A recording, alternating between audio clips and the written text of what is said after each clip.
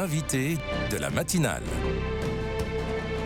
KTO Radio. Ils sont 12 millions de la maternelle à la terminale à reprendre le chemin de l'école ce lundi et ce mardi. La rentrée scolaire est marquée cette année par quelques nouveautés dans les programmes, mais surtout marquée par le flou à la tête du ministère de l'Éducation nationale. Une incertitude qui peut avoir des conséquences. On en parle ce matin de cette rentrée avec Laurent Maury. Bonjour. Bonjour Maxence Sellois. Merci beaucoup d'être avec nous sur KTO Radio en direct ce matin. Vous êtes le directeur diocésain de l'enseignement catholique à Toulouse, qui comprend non seulement la Haute-Garonne, mais aussi le département de l'Ariège. Alors, une première question sur le contexte assez particulier et l'absence de gouvernement. Qu'est-ce que ça change pour vous en tant que directeur de l'enseignement catholique de ne pas avoir de ministre de l'Éducation, ou plutôt une ministre démissionnaire, Nicole Belloubet? Ça change quoi? Mais écoutez, je pense qu'il faut distinguer deux temps, puisque dans vos propos introductifs, vous parliez de ce temps de rentrée. J'ai envie de rester, on va dire, dans le concret, c'est-à-dire dans ce temps qui est bien identifié, où nous avons les chefs d'établissement qui ont déjà accueilli les enseignants, qui accueillent aujourd'hui leurs élèves. Il va y avoir toute la phase, on va dire, d'intégration de ces élèves, distribution des emplois du temps, etc.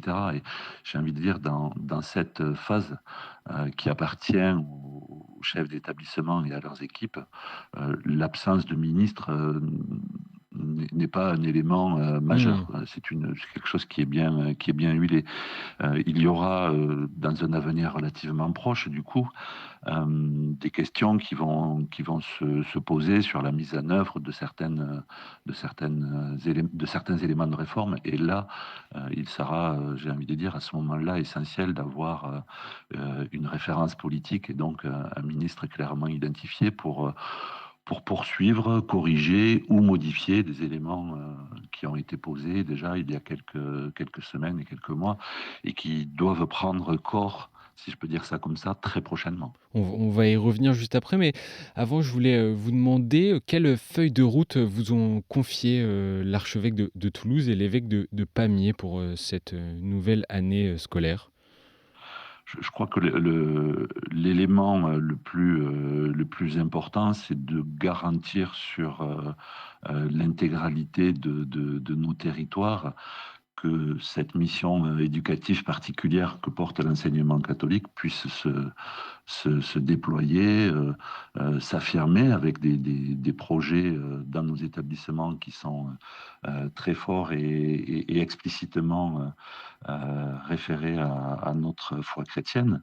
Je crois que c'est un peu l'essentiel, c'est-à-dire voilà, j'ai envie de dire de faire en sorte que cette proposition particulière qui s'adresse aux familles puisse être réellement pertinente et pour tous. Je crois que cette notion d'enseignement pour tous est aussi au cœur de notre projet. Et puis après, dans la vie des établissements, c'est de faire en sorte que cette transmission des valeurs évangéliques elle puisse se faire au mieux et donc d'avoir une réelle proposition pour les élèves qui leur permettent de développer leur vie intérieure et leur relation à Dieu avec un accompagnement spirituel qui intègre la catéchèse, des retraites spirituelles, des activités liturgiques, en fait.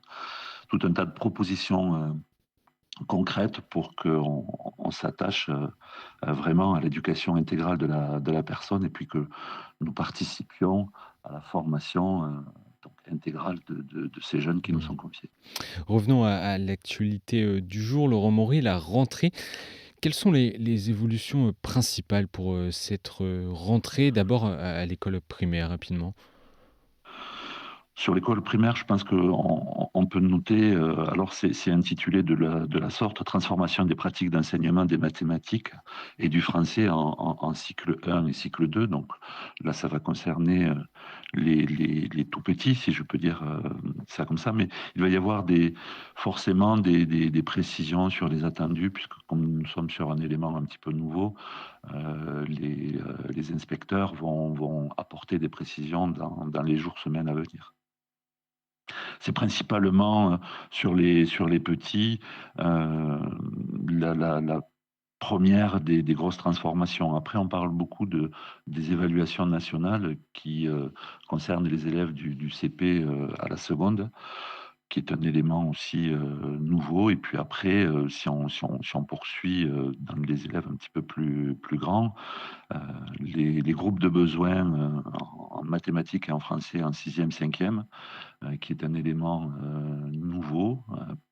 Nous ne pouvons regretter qu'une chose, c'est peut-être de ne pas avoir eu de dotation spécifique au moment où nous avons travaillé un peu ces hypothèses, mais l'enseignement catholique, déjà au travers de ce qui se faisait dans les établissements, était déjà bien avancé sur ce sujet.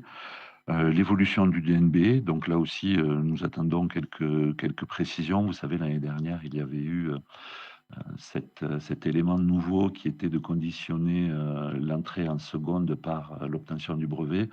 Donc là, on attendra de voir si les positions du nouveau ministre de l'Éducation nationale vont dans ce sens ou pas. Et puis, il y avait un renforcement de la lutte contre le harcèlement, mais dans l'enseignement catholique, nous étions déjà plutôt sur un programme qui parlait davantage de bienveillance éducative, qui n'abordait pas la notion de climat scolaire que sous le filtre de la lutte contre le harcèlement. Voilà, et puis après, il y avait des petites choses, l'interdiction des portables, mais ça, c'était déjà acté dans nos établissements, et l'uniforme qui est en expérimentation dans certains endroits. On a beaucoup parlé ces derniers mois des groupes de niveau, des groupes de besoins, comme on l'appelle ces derniers jours en sixième et en cinquième. Comment cela s'est mis en place à Toulouse et en Ariège? Alors, je reviens sur ce que je disais précédemment. Il n'y a pas eu de dotation spécifique dans l'enseignement catholique qui fait que nous avons travaillé établissement par établissement.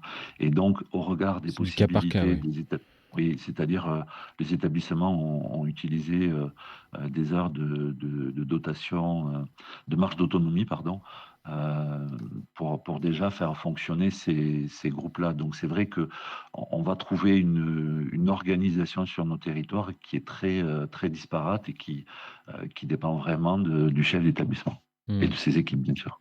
Et on parlait, vous parliez également de l'interdiction des smartphones dans les collèges et les lycées, et vous disiez que dans l'enseignement catholique, en tout cas dans les diocèses de Toulouse et Pamiers, c'est déjà appliqué.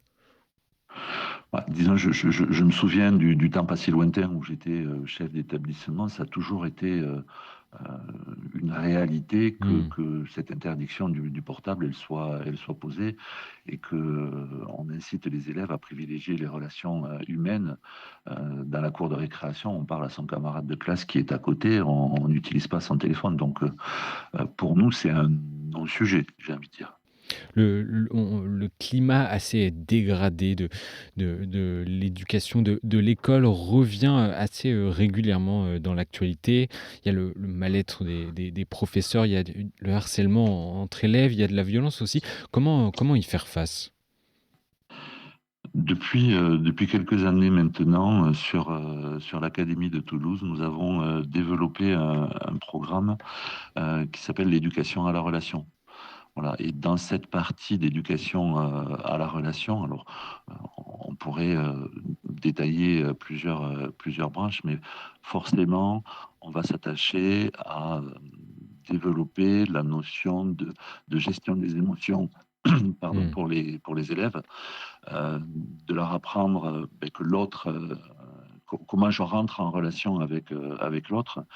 Et puis, forcément, on va aborder des notions de gestion de conflits avec graines de médiateurs. Mais voilà, donc, au travers de cette formation que l'on a déployée déjà dans nos écoles il y a quelque temps, avec un label qui s'appelle le label Éducation à la relation, nous travaillons déjà sur cette notion. Et puis, au niveau du secrétariat général, nous prenons appui sur le plan boussole qui a déjà été déployé depuis quelque temps, pour à la fois avoir des ressources et permettre aux établissements de prendre appui sur tout ce cadre pour travailler justement cette ambiance et cette bienveillance éducative dont je parlais tout à l'heure.